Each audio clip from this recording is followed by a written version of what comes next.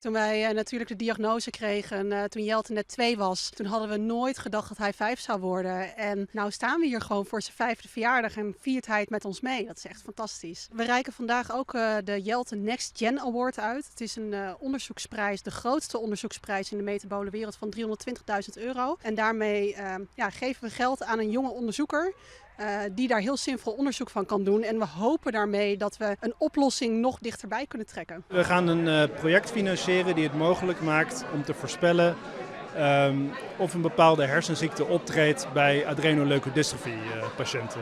En dat is belangrijk, want als we in een vroeg stadium weten welke patiënten die hersenziekte krijgen, dan kunnen we een behandeling starten voordat er hersenschade optreedt. Jelte heeft er zelf niks meer aan. Hij heeft de diagnose gekregen en we weten dat voor hem geen behandeling meer mogelijk is. Verdrietig genoeg. Maar de volgende Jelte, dus toekomstige metabole kinderen, die gaan daar hopelijk zeker wat aan hebben. Tot nu toe is Jelte, mijn kleine grote held noem ik hem altijd, is cruciaal geweest voor alle stappen die we nu als Metakids aan het zetten zijn. Hij wordt nu 5. Dat zijn 60 vermaanddagen. Wij vieren zelf ook altijd zijn vermaanddag.